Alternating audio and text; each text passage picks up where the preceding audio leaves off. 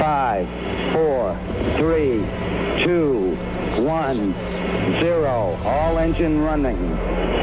It's one small step for man. It's alive. I'm a beautiful butterfly. This is called gravity. Fala, ouvintos e ouvintas desse podcast cientificamente maravilhoso. Eu sou o Luiz e nesse episódio a gente está testando um formato um pouco diferente. A gente estava se batendo e discutindo para qual ia ser o próximo tema e tal, e a gente percebeu que essa discussão podia gerar um programa muito legal. Então a gente parou tudo ali que a gente estava fazendo e falou, não, segura aí pesada, vamos assim, botar para gravar, e sem muita preparação só decidimos que o tema ia ser evolução. Então, eu como sou da área de biologia já tinha umas ideias sobre o assunto, e o Felipe e o Luciano vieram crus e curiosos e a gente conversou e debateu sobre isso. Espero que gostem, nos sigam lá no Instagram, procurem por Quark Podcast, lá a gente vai estar atualizando vocês disso, abrindo umas caixas para ter esse feedback, se gostaram desse novo formato, se não gostaram, se tem sugestão de próximos temas e sugestões de edições e tudo mais. A gente vai ficar bem feliz de ter esse retorno para saber o que precisamos melhorar aí. E aproveitem esse papo muito louco aí que foi desde conceitos básicos de evolução até dinossauro e galinha. Valeu!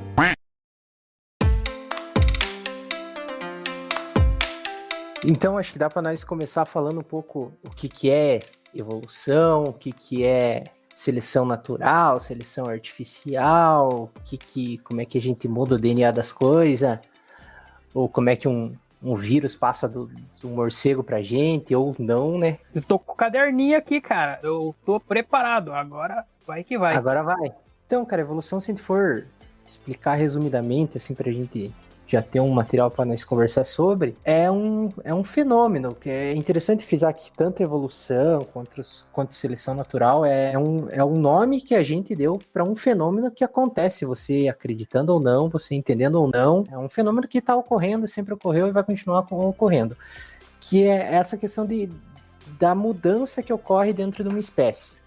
Então a evolução é essa mudança e a seleção natural é, de certa forma, entre aspas, o que direciona essa mudança. Hoje em dia, a teoria mais aceita de todo aquele fixismo, lamarckismo, darwinismo que a gente aprende no colégio, o que a gente utiliza hoje como a teoria mais atual é o que a gente chama de neodarwinismo. O neodarwinismo pega as ideias do Darwin, com as ideias da genética moderna, que vieram com Mendel e tudo mais, para formular essa teoria, essa ideia de como a evolução funciona. Acho que fica fácil explicar como se fosse um exemplo, algo assim. Uma espécie, dentro de uma espécie existem variações entre os indivíduos. Isso não é difícil, não é nem abstrato para a gente. Nenhum ser humano é igual, apesar de todos serem seres humanos, né? Tem cabelo de uma cor, olho de uma cor, tamanho de nariz. Então, nos animais, isso não é diferente. A gente tem várias, que a gente chama de fenótipos, vários formatos, entre aspas, várias características dentro de uma mesma espécie. Essas características podem ou não podem trazer uma vantagem a um organismo, né? Às vezes, uma unha um pouquinho maior, uma coisinha não afeta a vida daquele animal, porém, podem ter mudanças que afetem, né? E essas mudanças vêm de fenômenos, principalmente fenômenos genéticos, né? Tipo a mutação, que é o que é mais comum de a gente ouvir, que seria um fenômeno aleatório, uma alteração aleatória que acontece no DNA que pode resultar num fenótipo, numa forma, numa característica de bicho diferente. Então, quando se tem essa variação de animais numa espécie, que está inserida no mesmo ambiente, a gente pode ter a ação da seleção natural. A seleção natural, parece que esse nome, seleção natural, para mim, parece que alguém tem que estar selecionando, parece que falta quem é que está selecionando, né? É a seleção natural, mas o que seleciona? Na verdade, seria, entre aspas, também, porque é até estranho falar isso, uma força da natureza que atua sobre aquilo, mas quando você entende o que é a seleção natural, você vê que é um fenômeno realmente bem natural, não é nada assim, tipo, absurdo. Essas variações que existem nos bichos podem trazer vantagens ou desvantagens para eles. Vamos, por exemplo, o clássico da girafa que Lamarck usou, Darwin usou, mas assim, imagine que a girafa é um animal que ela tem vários formatos dentro da sua população. O que seriam esses formatos? Digamos, seria o tamanho do pescoço.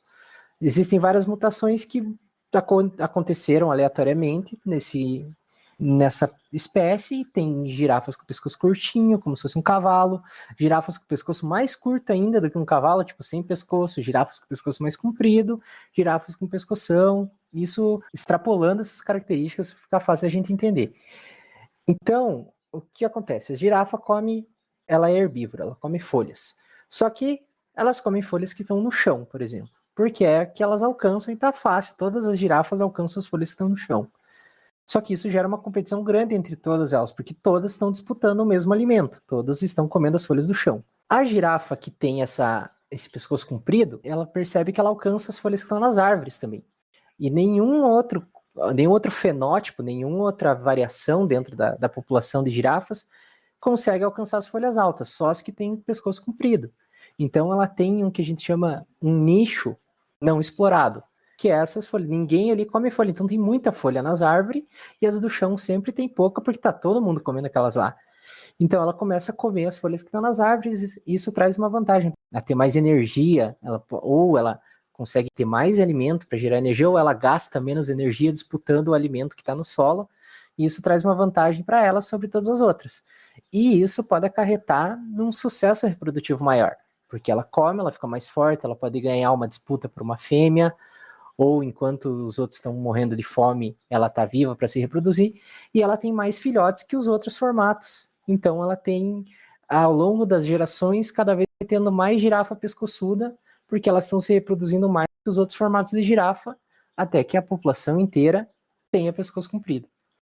Então, de maneira resumida, é dessa forma que o fenômeno evolução ocorre em todos os animais, e a seleção natural atua sobre eles para mudar essas frequências, essas quantidades de diferença, até que alguma prevaleça na população. Tá, mas e quanto tempo leva, tipo, para isso acontecer em uma determinada espécie? Como que isso fica classificado? Essa espécie aqui, a girafinha lá do pescoço pequeno, digamos, ela demorou tanto tempo para ela conseguir, para as girafas que nasceram com o pescoço um pouco maior, começarem a ser as que se mantinham viva e prosperando a sua espécie. Prosperando, tá certa a palavra? Me desculpe aí. Eu acho que entendi. É difícil até a gente consegue ter noções com um estudo genético de quem veio antes de quem, quanto tempo uma espécie levou para virar outra, até a gente tem uma noção. Mas é interessante a gente entender que tempo em evolução a gente lida com geração. Provavelmente a girafa que nasceu com o pescoço curto morreu com o pescoço curto, ela não vai esticar o pescoço. Então a população como um todo, ao longo de gerações, vai mudando. E isso tem vários fatores que influenciam, né? Por exemplo, se acontecesse algo de aquelas girafas de pescoço curto, além de competir contra elas mesmas pelas folhas do chão, surgissem outros animais daquela região que também comessem as folhas no chão e acabassem dizimando as folhas que tinham no chão, elas morrem muito mais rápido do que as que comem as folhas que estão na copa das árvores, que é de pescoço comprido. Então, a taxa de sobrevivência, que a gente chama, dessas girafas de pescoço curto seria muito baixa. Então elas iam estar muito pouco adaptadas àquele ambiente, a ponto de que provavelmente elas não sobreviveriam muitas gerações, porque elas estão numa disputa constante e estão morrendo tão rápido, enquanto a girafa está prosperando, comendo as folhas lá de cima. Então ela reproduziria muito mais, ia ser muito mais rápido esse tempo, ia levar muito menos geração para toda espécie ter pescoço comprido. Agora, se elas ainda têm alimento no chão, e a vantagem da girafa comer as folhas de cima, ela fica mais forte, de vez em quando ganha uma competição para uma fêmea, mas ainda assim as outras girafas ainda têm uma taxa de reprodução interessante, e isso vai levando muito tempo, pode ser que nunca de pescoço comprido prevaleça sobre as outras, mas isso pode ir aumentando ao longo, cada geração vai tendo um pouco mais de pescoço comprido, até que todas tenham pescoço comprido. É meio aleatório, assim, depende, são muitos fatores que influenciam no quanto vai levar para uma evolução acontecer, um processo evolutivo acontecer, e ele sempre está acontecendo, né? Ele não tem um fim, parou de evoluir, mas para uma característica prevalecer numa espécie, muitos fatores influenciam nisso. Eu queria perguntar, na verdade, a gente começou a falar sobre o assunto na reunião, né, de pauta do programa aqui, sobre os cachorros, né? E daí a gente tem toda a história dos cachorros lá, que eles eram os lobos, né? Que é a família inicial, digamos assim, dos cães que a gente tem hoje, os cães que são domesticados, né?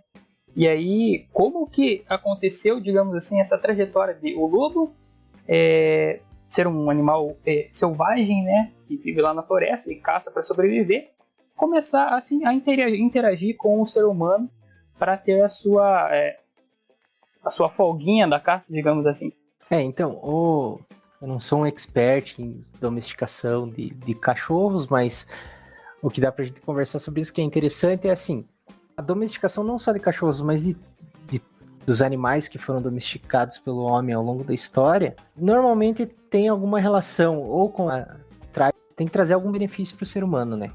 Então, por exemplo, a gente domesticou vaca, cavalo, por conta de alimento, a gente consegue leite, a gente consegue carne, e acredite-se também que os cachorros não foram muito diferentes disso, talvez num primeiro momento, ou um momento um pouco posterior, a domesticação dos cachorros também era para se alimentar da carne deles. A gente teria tanta companhia do animal quanto se alimentaria da carne deles. Na própria América Latina, aqui na América do Sul, América Central, tem as civilizações, os astecas, os maias, eles criavam cachorros e tem registro de que eles comiam os cachorros, que era uma carne nobre, junto com outras, com aves ali, um peru, algum outro animal, fazia parte do prato deles, era uma carne que estava fazendo parte do dia a dia deles também. Mas o cachorro traz várias vantagens, né, como a proteção, porque eram lobos a princípio, né, então provavelmente essa domesticação, eu não sei te dizer com certeza se foi algo relativamente natural que aconteceu ou se foi mais intencional, mas provavelmente os lobos mais dóceis conseguiam ficar mais tempo, mais próximos ao ser humano, porque isso é uma questão interessante. Para a domesticação acontecer, tem que ocorrer uma seleção dos indivíduos que são resistentes, de certa forma, ao estresse, porque a presença de outras espécies gera estresse. Ou num ambiente selvagem, você está sendo ameaçado por outras espécies o tempo inteiro, de certa forma. Você não é um topo de cadeia que também ainda sofre suas ameaças. Mas então, por que você vai encontrar o lobo e o lobo vai te atacar? Porque ele está com medo, ele está estressado. Então, para o lobo se aproximar do ser humano, quem se aproximava mais do ser humano eram esses indivíduos mais dóceis, que a gente chama, né? Menos suscetíveis ao estresse, mais calmos. E aí eu não sei se foi o ser humano que começou a escolher esses animais mais dóceis para trazer para perto dele, ou se foi algo mais natural, porque o ser humano, o homem podia ter uma fogueira, podia ter um alimento, e eles se aproximavam porque trazia essa vantagem para o lobo de ter um alimento fácil e para o ser humano de ter essa proteção de um lobo. Acho que era um pouco dos dois, né, cara? Porque, tipo, se você topa com um lobo, tipo, agressivo, alguém vai ser morto. Sim. Pelo menos, sei lá, há muitos anos atrás, quando o ser humano, tipo, não tinha muito recurso, tipo, muito armamento, Sim. tá ligado? Então, tipo, eu acho que isso é um fator de seleção. Mas uma também. coisa que é interessante falar dessa situação dos cachorros é que, hoje em dia, atualmente, o cachorro é um dos animais que tem a maior variação de formas que existe numa espécie. Você tem aí um pincher que pesa 100 gramas e 80 gramas é só de raiva, e você pega um cachorro enorme que tenha 15 quilos. Então é difícil você encontrar isso numa espécie que tem essa variação tão grande de indivíduos adultos, que tenha 100 gramas ou 15 quilos. Você citou o pincher pequeno, que tem o pincher 0 ou sei lá que número que tem, né? Que daí o tamanho dele é classificado por número. Isso foi culpa do homem, tipo, vou cruzar o pequenininho com o pequenininho vai dar. E daí... Então, aí a gente entra num assunto legal, porque provavelmente é o ser humano que gerou essa mudança, porque apesar de serem, a gente chama das raças de cachorro serem várias, todos ainda são cachorro. Então é interessante também a gente definir o que é uma espécie para a gente falar disso. Porque se você olha um Pinscher do lado de um Rottweiler, parece... Rottweiler ainda tem uma carinha de Pinscher grande, mas pega, sei lá, um Basset, um Golden, parece outro bicho, outro animal. Porque você vai ver... É um pug, né? Que é muito sim, diferente dos você outros. pega, por exemplo, um gato do mato pequeno e uma jaguatirica, eles são muito parecidos. Ou, então, e são espécies diferentes. Mas o cachorro são várias formas, vários fenótipos diferentes, ainda assim são uma espécie só.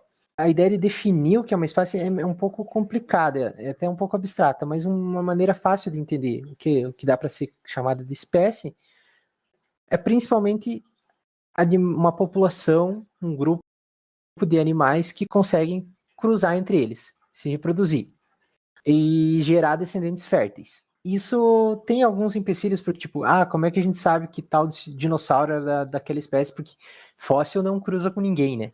Então, não dá para saber. Ou então, animais que têm reprodução assexuada, que se reproduzem sozinho por brotamento, por algum tipo de clonagem, alguma coisa assim, ainda são da mesma espécie, apesar de não se reproduzirem entre eles, sabe? Uma esponja do mar se reproduz sozinha, a outra esponja também se reproduz sozinha, mas elas são da mesma espécie, apesar de não reproduzirem entre elas. E ainda existem algumas espécies com potencial cruzamento, mas que estão muito longe, tipo, uma população de cachorro da América do Sul não vai cruzar com uma população de cachorro da Rússia, mas eles têm potencial em cruzar entre eles. Então, eles fazem parte de uma mesma espécie. A gente usa ainda vários critérios genéticos que ajudam a definir o que é uma espécie.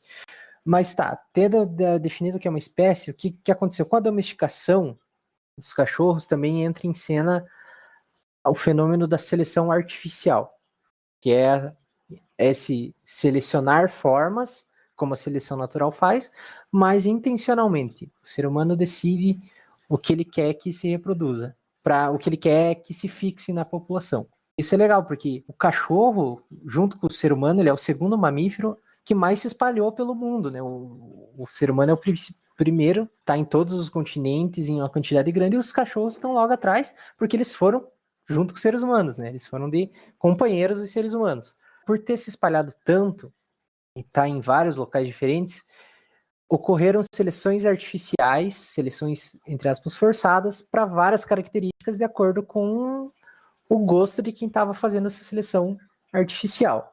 Eu não sei, acho que é até interessante a gente falar um pouco do que é essa seleção artificial, que parece ser algo assim louco demais, tipo, nossa, vamos mexer com os genes e as características dos animais, mas na verdade você escolhe quem que vai se reproduzir com quem. Então dá para voltar um pouco na questão da genética. Digamos que você quer fazer uma seleção artificial num besouro, porque você quer criar um besouro de estimação lá, e você quer ter uma criação de besouros com a característica que você quer. E você quer besouros brancos. Mas nessa espécie existe besouro preto, besouro cinza e besouro branco. Então, imagine que você cruzou 2 besouros cinza. Esses besouros sempre vão ter 4 filhotes. Você cruzou 2 besouros cinza. Seguindo as leis de Mendel lá de reprodução, e levando em conta que isso aí são 2 alelos que dão essas características, bem basiquinho, você vai ter os 4 filhotes desses 2 besouros cinzas, muito provavelmente vai ser um besouro preto, 2 besouros cinzas e um besouro branco. Aí você pode cruzar um besouro cinza com besouro branco. Nesse caso, você vai ter um besouro cinza e 3 brancos. Você pode cruzar um branco com um branco. Mas digamos que só tem esses 4. Você vai ter que cruzar um cinza com branco. Você já vai ter 3 brancos e um cinza. Daí você vai poder cruzar branco com branco e assim você sempre vai ter os besouros brancos. Então isso a gente faz com gado. A gente seleciona os gados que têm uma musculatura maior para cruzar entre eles, sabe? O touro reprodutor normalmente é o que tem as características que mais agradam o criador. Ele quer que aquelas características passem para frente, então ele vai ser o que vai ser ele é o touro usado para inseminar as vacas, para tentar passar essas características para frente. E isso provavelmente aconteceu com os cachorros, né? Então em locais que alguém usava cachorro para caça, e eles caçavam animais que estavam dentro de tocas e precisava que o cachorro entrasse lá para pegar o bicho lá dentro, eles puderam ir selecionando os cachorros que tinham as perninhas mais curtas, eles forçavam a reprodução deles até o cachorro ter perninhas curtas, forçavam os cachorros mais compridos a cruzar entre eles até virar um salsichinha, que era usado para entrar na toca e pegar o bicho. Isso aconteceu em diversos locais do mundo, ocorreram também mutações e a seleção natural atuou junto até formar essa gama enorme que a gente tem, inclusive o Pug, que é essa espécie toda problemática que a gente tem aí por causa dessa seleção artificial forçada. Tem uma cara bonitinha, mas tem um problema sério no sistema respiratório por causa do formato do crânio dele, que provavelmente se ele tivesse na natureza, pela seleção natural, ele ia ser uma forma de animal que morreria e não ia se reproduzir, então não ia se fixar na natureza. Então o Pug é meio que um erro, entre aspas, evolutivo.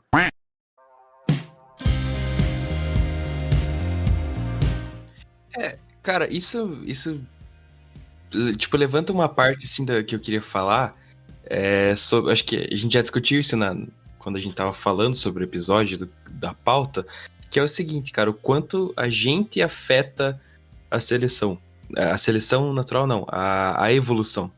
Porque, assim, beleza, que nem você falou, o cachorro, o Pug na natureza não sobreviveria, mas a gente tem, tipo, a gente desenvolveu toda uma área, uma medicina só voltada para cuidar de animais. Então a gente tem recurso para fazer, se o cachorro tá doente, a gente consegue aplicar uma medicação e tal, e ele sobrevive. Então a gente meio que mudou o curso de como a evolução funciona. E não só com os animais, obviamente a gente, porque, sei lá, um fator frio, por exemplo, né? O frio pode ser um fator, né, que acaba com uma espécie e fica só outra, ou uma forma da seleção natural agir. Até uma própria doença, né? Mas a gente inventou formas de como é que eu posso dizer isso? Contornar. De sobreviver a diversidades, sabe? Então acaba que não tem pressão suficiente. Essa palavra é massa, porque para uma mudança ocorrer, para a seleção natural agir, a gente precisa ter mudanças na sobrevivência, na taxa de sobrevivência. Para isso acontecer, a gente tem que estar exposto a um perigo, entre aspas. Então, ocorre essa pressão seletiva do ambiente. O ambiente gera uma pressão sobre a espécie que faz com que não o mais forte sobreviva. É interessante focar nisso. O mais adaptado sobreviva, que nem sempre a força significa sucesso em alguma coisa. Isso é interessante, porque até que ponto o ser humano já não está brincando de Deus aí, controlando para onde a evolução vai e tudo mais. A evolução, na verdade, ela está muito além da nossa percepção humana, talvez. Porque apesar de a gente estar contornando uma doença, estar contornando tal coisa, ela pode estar atuando em outros âmbitos que a gente não está percebendo agora, né?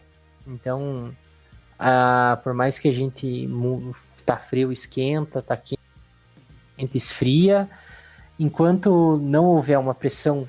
Então, pressão é interessante, porque esse termo pressão, porque para a mudança ocorrer, uma evolução acontecer, tem que ter uma pressão do ambiente. E a gente realmente está contornando muita pressão ambiental. O ser humano está em todos os continentes, está vivendo em temperaturas abaixo de zero e temperaturas de 40 graus.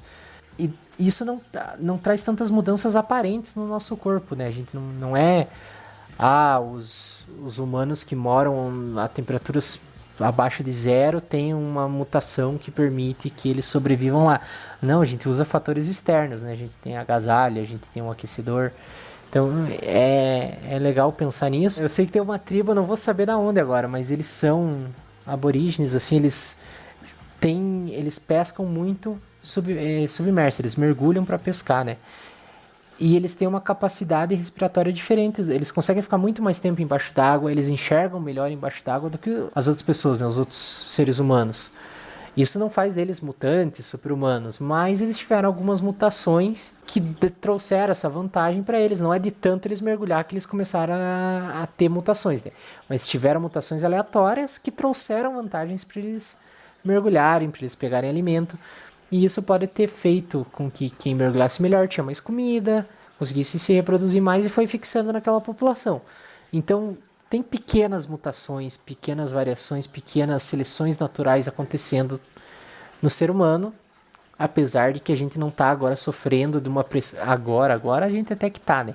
Sofrendo de uma pressão do ambiente que está trazendo risco para a espécie. Mas pequenos fenômenos evolutivos acontecem dentro da população, não a ponto de gerar uma especiação, né, de a gente virar outra espécie. Querendo ou não, a gente tá aqui no meio de uma pandemia e, claro, morreram várias pessoas e tal, Mas a questão é que a gente desenvolveu uma vacina. Coisa que Sim. se uma pandemia viral acomete outro tipo, um animal que tá, tipo, né, um ambiente selvagem, aquela espécie pode acabar. Sim, o ser humano poderia acabar, né? Mas aí então, isso é uma pressão forte, que ela altera muito as taxas de sobrevivência da espécie. Então, poderia realmente levar à extinção dessa espécie, ou poderia fazer com que uma mutação que surge aleatoriamente se fixasse muito mais rápido. Então, por ironia do destino, um ser humano, a gente não tem uma vacina, mas um ser humano ali sofre uma recombinação gênica ou tem uma mutação que, sei lá, muda uma proteínazinha que ele tem em volta da célula dele, em todas as células dele, né? Porque a mutação ocorreria no desenvolvimento embrionário dele. É difícil, que nem até um parênteses aí, falar que uma vacina vai alterar todo o nosso DNA é meio complicado, porque a gente tem que mudar o DNA de todas as nossas células, né? Então, por uma mutação ocorrer em todas as células do corpo, muito provavelmente ela ocorreu lá no zigoto, quando esse indivíduo estava sendo formado. Então, ocorre lá no ser humano que vai se relaciona lá, cruzam, e nesse processo ocorre uma mutação e o bebê que nasce aí tem uma mutaçãozinha que mudou uma proteína da célula dele. Então, o vírus já não consegue mais se ligar nas células dele. Nasceu o cara imune ao coronavírus. Então, esse cara ele vai sobreviver muito mais que os outros.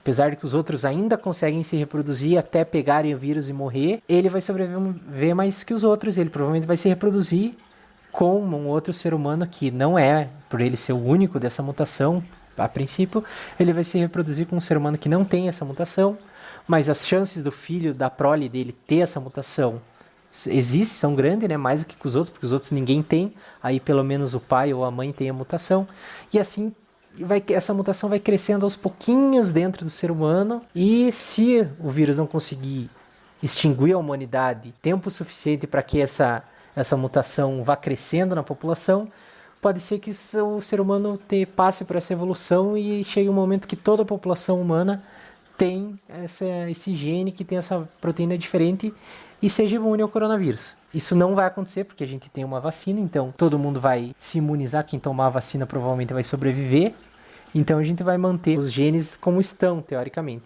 Mas caso a gente tivesse um cenário sem vacina, poderia surgir uma mutação que salvaria a humanidade. Como pode acontecer numa outra espécie que seja cometida por um vírus, pode ser que já aconteça, já aconteceu, esteja acontecendo, a gente ainda não pode não ter conhecimento, mas a mutação é um fenômeno aleatório, ela pode ocorre o tempo inteiro e pode salvar uma espécie numa situação como essa. Isso é legal, é interessante pensar sobre isso. Cara, eu tava pensando aqui enquanto você estava falando, tipo, eu posso estar falando besteira, posso estar falando a maior merda aqui. Mas eu vi notícias em algum lugar, em algum tempo atrás, que alguns pesquisadores eles estavam conseguindo, digamos assim, reescrever o DNA tipo, para evitar doenças, digamos assim, que fossem hereditárias, para que a próxima geração, ou até mesmo aquela geração, conseguisse evitar uma doença que fosse hereditária. Tem como isso acontecer mesmo? Já me defendendo, eu não sou um geneticista, né? Eu tô da área de zoologia ali, eu gosto de ecologia e tudo mais. Mas com Você é o nosso conhecimento Richard que eu tenho, Rasmussen. não Tá, porque... então aplique esse caso num animal. Imagine que o animal lá não é mais... vai ser a mesma coisa. Agora ficou muito mais fácil. Agora não, mas se eu tivesse perguntado desde o começo, velho, pelo... Não, mas assim, eu entendo que é complicado você causar uma mutação no indivíduo adulto, porque a gente tem muita célula no nosso corpo.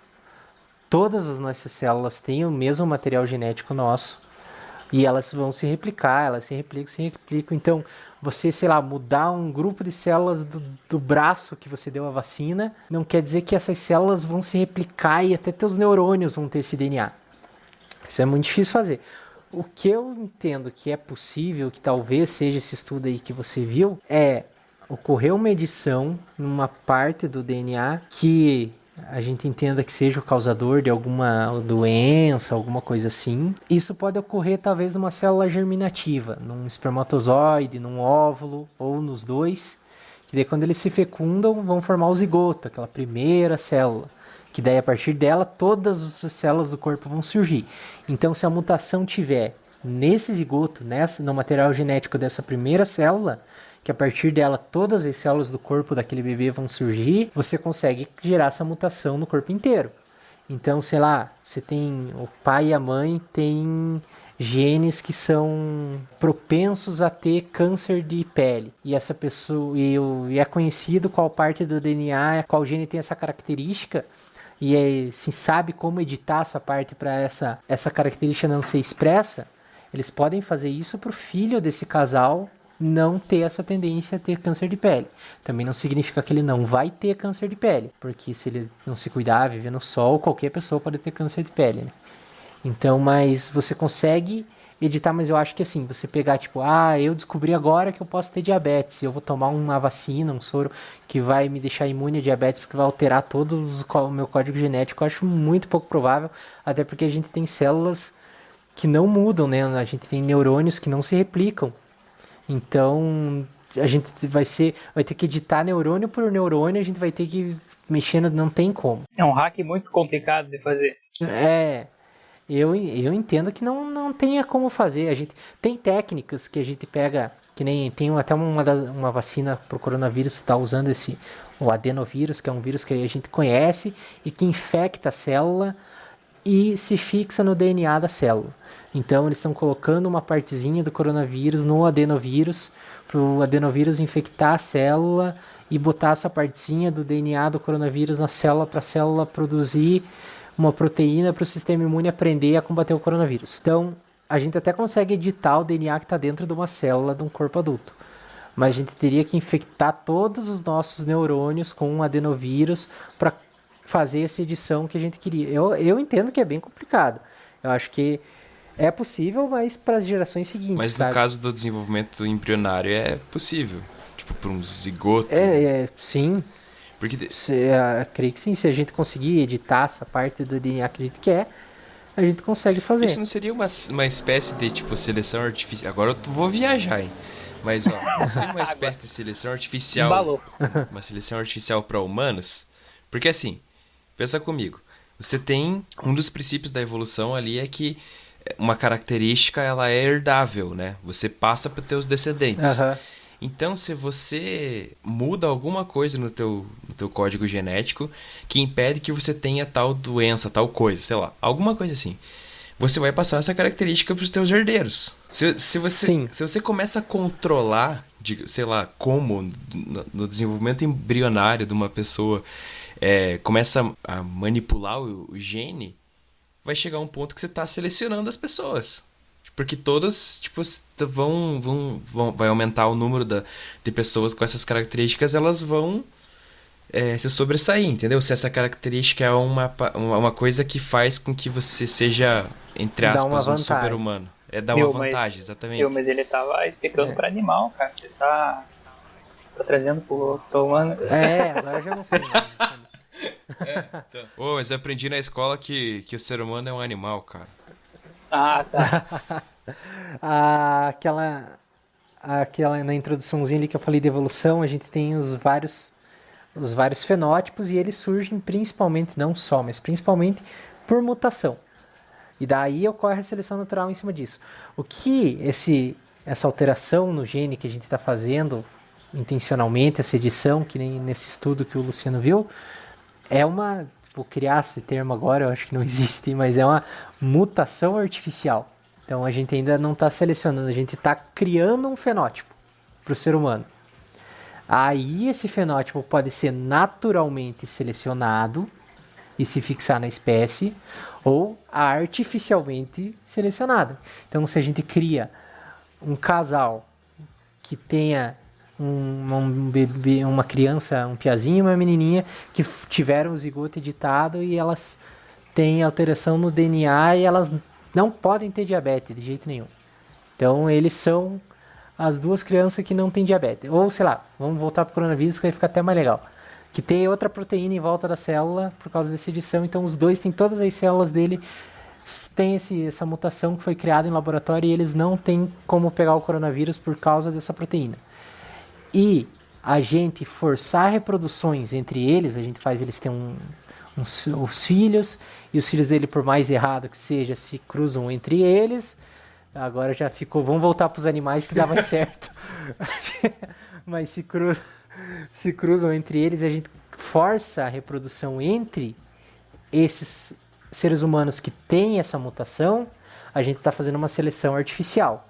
Então vão ter o Adão e Eva do mundo pós-coronavírus aí, que vão dar origem a toda a população que é imune ao coronavírus. Mas daí a gente vai estar fazendo uma seleção forçada. Mas se a gente o meu filho eu quero que seja imune, o outro, meu filho eu também quero, o outro, eu não, isso aí é coisa de esquerdista, não vou fazer. Não, isso aí é coisa de não sei o que, não vou fazer. E alguns seres humanos fazem essa edição no DNA e têm seus filhos com essa mutação e naturalmente eles vão sobreviver mais que os outros, aí vai ser uma seleção natural como uma qualquer. E isso pode vir a se fixar. Então, a gente está mexendo, mas ainda o fenômeno natural pode estar ocorrendo. O artificial está na mutação, entende? Não é que a gente ainda está selecionando seres humanos, a gente está criando variação. Ok. Tudo isso baseado em nada, né? Tipo, na ideia que o Luciano... do verde que o Luciano jogou aqui.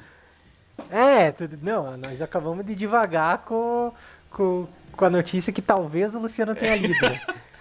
Exatamente. Não, cara, é tudo baseado com os conhecimentos aí da biologia, que provavelmente é a mesma coisa se você falar que é a mesma coisa se a gente for falar de viagem no tempo. Eu vou me basear na física que existe agora, nos conhecimentos que a gente tem, e a gente pode divagar na ciência também, por que não?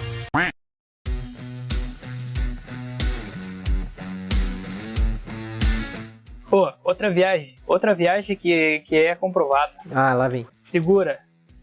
Como que a galinha é descendente do dinossauro? Nossa, aí nós vamos...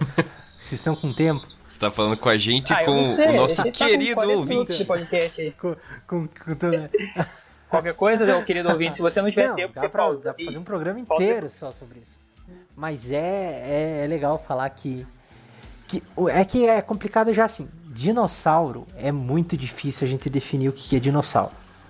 É umas galinhas sem pena. É que não teve contato, né, cara? São répteis grandes. É uma coisa que é só estudado com base nos fósseis. Então, não, mas é que assim, o termo dinossauro, existe um período de tempo muito grande que tiveram muitos animais que a gente olha para eles e fala, isso é um dinossauro. Se você for ver, tipo, o famoso Tiranossauro Rex, evolutivamente, na linha do tempo, ele surgiu na história do mundo, não da humanidade, na história do mundo, ele tá muito mais perto da galinha de hoje do que do primeiro dinossauro, entende? Então, tipo, o tempo do surgimento do primeiro dinossauro até o Tiranossauro Rex e o do Tiranossauro Rex até a galinha, o Tiranossauro Rex está mais perto da galinha do que do primeiro dinossauro. Então, é assim. Na zoologia, que a gente agrupa os bichos lá, répteis, aves, mamíferos, tem alguns problemas, porque para a gente considerar um grupo válido, a gente fala que a gente tem que criar um grupo que tenha o ancestral e todos os descendentes. Então, mamíferos é um grupo válido, porque a gente tem um mamífero ancestral, e a partir disso todos os mamíferos até o ser humano, até os primatas, todos estão dentro de mamífero. Só que daí a gente tem um problema, porque o grupo répteis não é válido, porque a gente considera répteis o réptil ancestral e todos os répteis. Porém, depois dos répteis veio as aves. Então, para a gente chamar répteis como um grupo válido, a gente tem que considerar os répteis e as aves juntos, porque as aves são descendentes diretas dos répteis. Então a gente costuma separar em sinapsida e sauropsida. Na verdade, diapsida, né, para ficar certo, porque os sinapsidas são os animais que eles têm uma que a gente chama de fenestra temporal, que é uma abertura no crânio, que é onde é fixado um músculo que mexe a nossa mandíbula. Então a gente tem que a gente chama de arco zigomático no crânio dos animais, dos mamíferos e do ser humano, que é uma abertura que passa um músculo por dentro dele. Então todos os mamíferos são sinapsidas, eles possuem uma abertura só, e todos os répteis e aves são diapsidas. Então eles têm duas aberturas, né? Que a gente também chama o grupo Sauropsida. Então, esse grupo é válido, porque ele inclui o dinossauro e as aves. E a evolução dos dinossauros é interessante porque ela vem junto com a evolução do voo também. Porque aves voam, dinossauro, apesar dos pterodátilos lá voarem, os dinossauros, a maioria eram terrestres e eles foram, conforme foram evoluindo, foram se tornando aves que voam. Existiam dinossauros com pena, também, que nem o Luciano comentou aí que quem não garante que dinossauros não tinham pena? Tinha dinossauros com pena. Num primeiro momento, essas penas não eram para voar, porque o conceito evolutivo de voar é engraçado, porque é difícil a gente definir um meio termo entre voar. Ou um bicho não voa, ou ele voa. Se o bicho meio que voa, ele cai e morre, né? Então, num primeiro momento, se acreditava também que as penas surgiram como uma cobertura no corpo, sabe? Tipo, eu vou me cobrir para me proteger de temperatura, mas a gente cai num problema porque os dinossauros, né, os répteis, o que a gente chama de réptil, são animais ectotérmicos, são aqueles animais que não produzem calor. Então, do que adianta eles terem um casaco se eles não produzem o próprio calor para se esquentar, para impedir que esse calor escape? O problema é se ele tivesse uma cobertura no corpo inteiro de pena para se isolar do meio, ele ia morrer de frio, na verdade, porque o calor do sol não ia chegar até ele. Então, foi descartada essa hipótese porque a gente sabe que os dinossauros não produziam o próprio calor, porque aves e mamíferos que são os endotérmicos, os que produzem calor internamente, eles têm uma estrutura na região da narina que serve para esquentar o ar, umidificar o ar que a gente respira, porque a gente respiraria o ar seco, ele ia esfriar nosso corpo por dentro. Então, o nosso ar passa por uma estrutura que aclimata um pouco o ar antes de entrar para o nosso pulmão, para o nosso corpo. Então, se a gente olhar fósseis que possuem essa estrutura, a gente pode inferir que eles eram endotérmicos. Então, os dinossauros não tinham essa estrutura. Então, não tinham por que eles ter pena que recobrisse o corpo dele para proteger do calor. Então, não foi uma característica que surgiu no animal porque trazia esse tipo de vantagem para ele contra a temperatura, porque não trazia. Então, por mais bruxante que seja, a teoria mais aceita é que as penas surgiram nos répteis, não nas aves ainda, nos répteis, simplesmente como adorno, adereço para conquistar uma fêmea. Nossa, isso é bem broxante, inclusive. Eles se empiriquitavam para... É bem triste, né, véio? Tipo, eu penso, nossa, era pro animal, sei lá, eu achava que era muito mais legal do que isso. Mas eles só tinham uns penachos na cabeça e nas asas e que traziam uma vantagem para ele. Junto com isso, foi se desenvolvendo, foi surgindo essa característica da endotermia, que foi a produção do próprio calor, que tem várias teorias de como que isso surgiu. Acredita-se que os animais começaram a ter energia sobrando, e daí essa energia que sobrava ia produzindo um calor dentro do corpo dele. Tem outras ideias de que quando os animais começaram a correr muito atrás da sua presa, os batimentos cardíacos aceleravam muito e ele acabava produzindo calor. Então, eu não tenho certeza, eu não consigo precisar agora sem dar uma pesquisada sobre como surgiu a endotermia, mas ela começa a aparecer nas aves. Então, os répteis começaram a ter penas como adereço e começaram a produzir o próprio calor, entre aspas. Eles muito provavelmente começaram a usar essas penas, além de adornos, eles usavam para caça também, porque se imagina que eles corriam atrás da presa, pulavam e nesse salto eles conseguiam ter um pouco de propulsão por causa das penas, que tem uma resistência mais forte com o ar, e caíam em cima da presa como se fosse uma rede. Essas penas das asas, né, que seriam braços ainda, ajudavam a segurar a presa no lugar. E daí eles começaram a usar isso para capturar alimento e cada vez dando pulos maiores, usando essas penas. Então essa é a ideia de que o voo surgiu do chão para cima, né? Porque tem a ideia do pterodátilo que o voo surgiu de cima para baixo. Os animais subiam em lugares altos e caíam lá de cima planando até aprender a voar. Mas a que traz mais fundamento é essa, de que o bicho corria e daqui a pouco voava.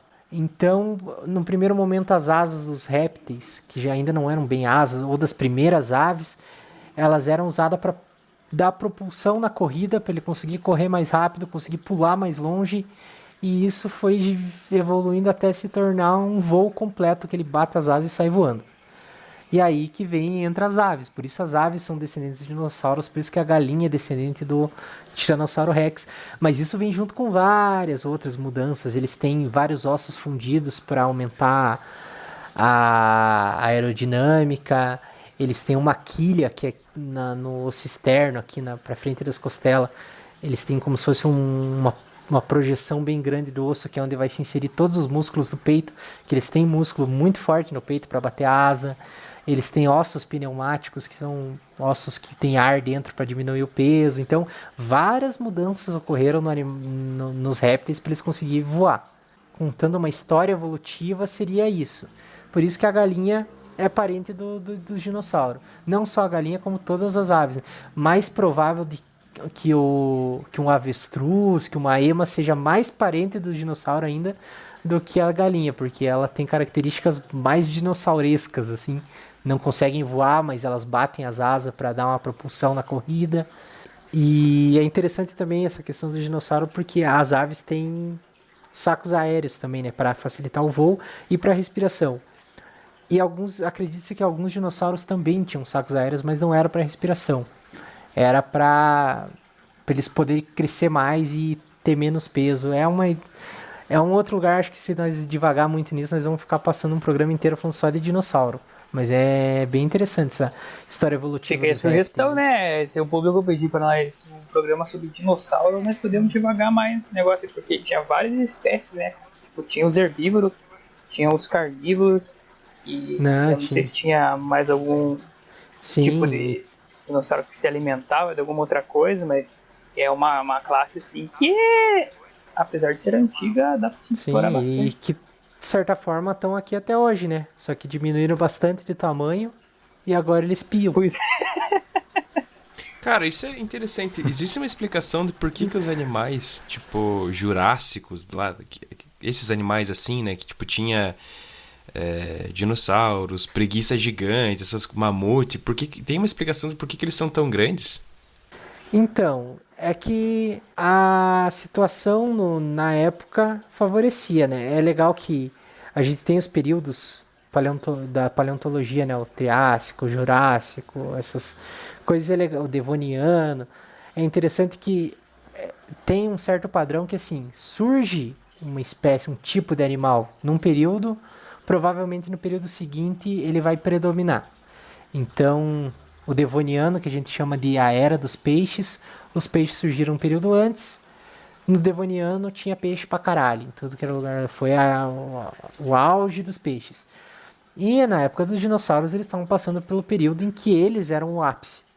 Então, os dinossauros dominavam, então eles conseguiam mais alimento, eles predavam eles mesmos, mas eles não tinham tantos outros predadores, então eles eram o suprassumo da época. Então eles cresciam muito mais, porque quanto maior, mais forte, eles não precisavam se esconder, porque ele era um bicho gigante, muito forte, que comia o que ele queria, e que se muito provavelmente não acontecesse o fenômeno que ocorreu para a extinção dos dinossauros, eles ainda iam predominar por um tempo.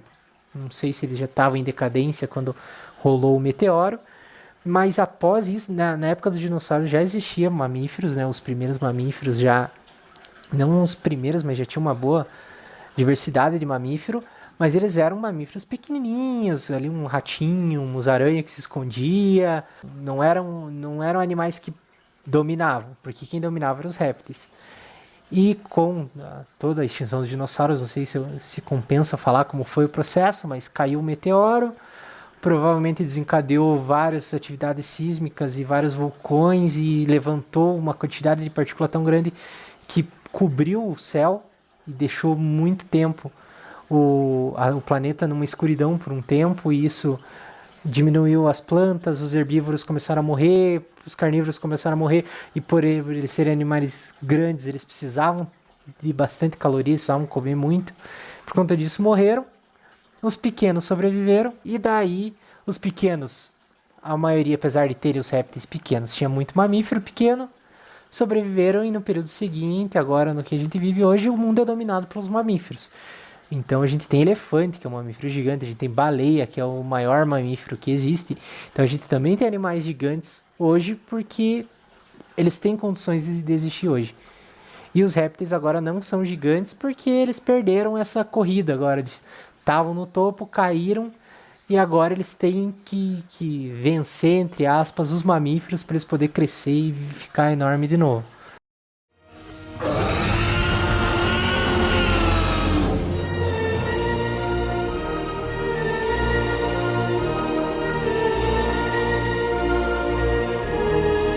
A gente falou um pouco antes, né, que sobre os cachorros e tal, que o ser humano fez uma espécie de seleção artificial.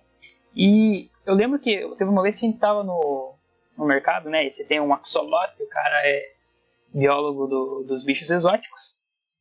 E aí eu lembro que você falou uma vez que, tipo, eu não lembro, acho que se você cortasse o rabo ou... Eu acho que se você reduzisse o nível da água, alguma coisa assim, ela sofreria uma espécie de mutação, uma evolução para uma lagartixa, algo desse tipo. Como é que funciona isso daí? E se tem como fazer isso em algum outro tipo de animal? Então, o axolote que a gente... A galera que não conhece o que é o axolote, dá pra jogar aí no Google, você vai conhecer. É um bichinho bonitinho. É bem bonitinho. É uma salamandra aquática. Parece um Pokémon. Tem um Pokémon que é baseado nele. Então, o axolote, na verdade, ele é uma situação diferente. É que o axolote, a espécie Ambistoma mexicano, né, que é o axolote, eles são animais que a gente chama de neotênicos. Então, ela é um anfíbio. E anfíbio, via de regra, e ignorando talvez as cecílias, né, que são as cobras cegas, mas os sapos e a salamandra, eles têm... o sapo até é mais palpável. A gente sabe bem como funciona a reprodução do sapo, né? Não sei, tem até... Na minha época de escola, por exemplo, a gente criou um girino na sala. O sapo, ele bota o ovo, do ovo nasce a larva do sapo, que a gente chama de girino. E a larvinha do sapo passa pela metamorfose. Ela começa a ter as perninhas de trás, daí ela começa a perder o rabinho e tem as perninhas da frente e vira um sapo. Nas salamandras não é tão diferente, eles também são anfíbios, são parentes próximos de sapo e funcionam no mesmo esquema. Bota o ovinho, nasce a larva da salamandra. A larva da salamandra geralmente ela é aquática, né? Como o girino é aquático. O adulto, o sapo, é parcialmente aquático, é mais terrestre do que aquático. Isso é legal, fase larval é interessante porque geralmente a fase larval ela habita um ambiente diferente da fase adulta. A larva do sapo fica na água, o adulto fica na terra. E isso é bom porque evita a competição entre os adultos com os jovens. Porque os adultos teriam várias vantagens numa competição por comida, no mesmo ambiente, porque eles já são formados, né? Então a larva tem o nicho dela, o adulto tem o nicho dele. Então o girino está na água, o sapo está na água e na terra, ele é mais na terra do que na água, mas eles têm que estar perto da água ainda. E a salamandra também, a fase larval está na água, não perde a cauda, né? Ela ainda tem uma cauda, mas a cauda da larva da salamandra é uma nadadeira, mas ela respira embaixo d'água, então ela tem brânquias. Ela perde essas brânquias, começa a ter uma respiração pulmonar e sai da água e se torna um animal mais terrestre que aquático, apesar de ter ainda salamandras aquáticas. A questão do axolote é que ele é, como eu falei, ele é um animal neotênico. Então animais neotênicos, eles atingem maturidade sexual, eles conseguem se reproduzir sem atingir a maturidade física, sem atingir a forma adulta. Então, o axolote nada mais é do que uma larvona de salamandra. Então, a larva, o girino, entre aspas, da salamandra, são todos muito parecidos com o axolote. Então, de outras espécies de salamandra, quando ela sai do ovo, sai parecendo um axolote. E ele vai crescendo, vai sofrendo uma mutação, perdendo as brânquias e vira uma salamandra. O que acontece é que o axolote não tem a metamorfose, ele fica no formato de larva. Só que ele se reproduz nesse formato. Ele consegue trocar o material genético, botar ovo e dar origem a outro saxolatinho. Então, apesar dele ter no código genético dele tudo que ele precisa para passar pela metamorfose e virar uma salamandra, ele não vira. Ele fica no formato larva, mas ele consegue se reproduzir. Mas a gente consegue, de certa forma, induzir essa metamorfose nele. Seja com hormônio ou baixando o nível d'água, aos pouquinhos a gente faz com que ele passe por essa metamorfose quase forçada e ele vira uma salamandra. Mas não é que ele evoluiu. Ele só virou o que a espécie dele, a espécie não, né? Mas o grupo salamandra faz. A larva passa por metamorfose e fica adulta. Só que o axolote estaciona na fase larva. E a gente consegue fazer ele ir para a fase adulta, mas não é uma coisa natural dele. Então ele não vive muito depois disso. Ele vive muito mais na fase larval. E tem até umas possíveis teorias, ideias de que o ser humano também seja algo meio neotênico. Porque a gente atinge maturidade sexual antes de atingir a maturidade adulta. A gente entra na puberdade e ainda passa por um longo processo de formação física até a gente ficar na nossa forma adulta. E até lá a gente tá podendo ter filho, né?